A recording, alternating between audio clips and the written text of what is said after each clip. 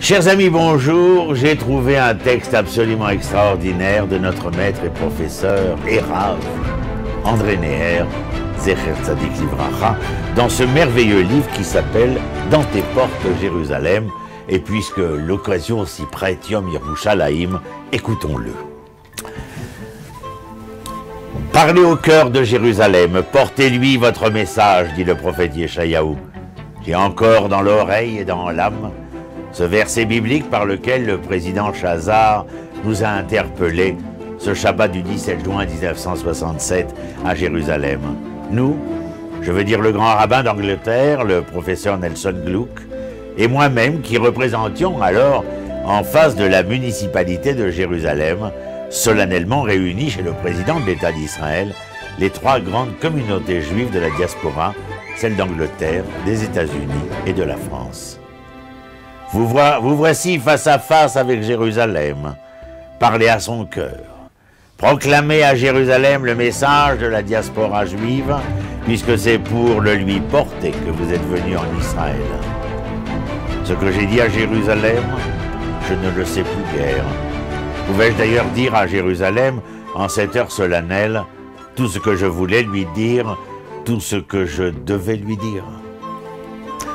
Mais ce que j'ai parfaitement retenu, ce qui continue à chanter dans mon âme et ne cessera d'y chanter, c'est que Jérusalem, eh bien, s'est adressé à moi.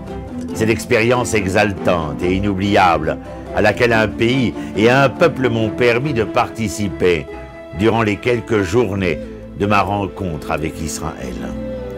Ce message, une strophe du cantique d'accueil du Shabbat, le résume, comme aussi tout ce qui s'est passé en Israël ces dernières semaines, est sculpté par avance dans chacun des mots de la Bible ou du rituel.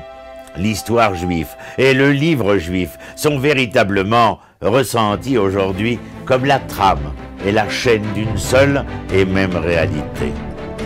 Les barrières de l'espace sont levées. Oui, j'ai pu franchir la porte Mendelbaum et toutes les autres portes de la vieille ville de Jérusalem. J'ai pu aller à Bethléem, à Hebron. J'ai pu, depuis la plaine de Jéricho, remonter vers Jérusalem par la porte orientale, celle qui pénètre d'emblée dans la vieille ville avant de rejoindre la nouvelle.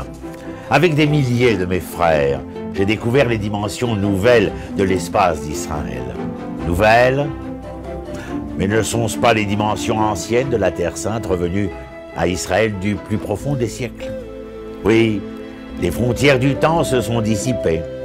Ce n'est pas seulement avec un passé de 19 ans que renoue Israël, mais avec un passé de presque 1000 ans, lorsqu'enfin, après des siècles d'interdits, je puis avec des dizaines de milliers de mes frères pénétrer à Hebron, dans le caveau de Marpella, sur la tombe des patriarches, et c'est avec un passé de 2000 ans que je renoue lorsque, noyé dans une marée frémissante des centaines de milliers de mes frères, je me retrouve soudain devant le mur du temple qu'Otel Maharavi, accueillant, debout, ses enfants comme une mère qui n'a jamais désespéré.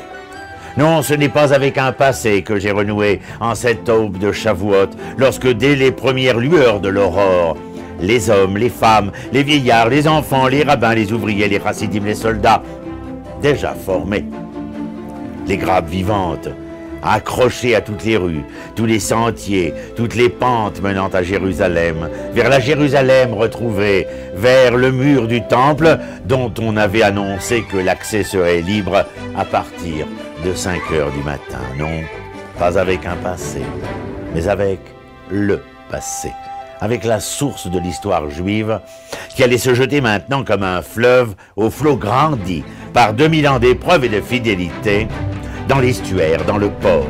En ce matin de Shavuot, tous les Juifs ont senti qu'une étape messianique venait d'être franchie, qu'à l'instant même où s'évanouissaient les murs de l'espace et du temps, le mur du temple debout réalisait en lui toutes les rencontres, la rencontre du passé, du présent, des morts et des vivants, de l'écriture et du vécu, le retour de l'âme juive au corps dont on l'avait arraché. Le voici, il revenait, encore plus resplendissant que jamais. Yom Yerushalayim Sameach.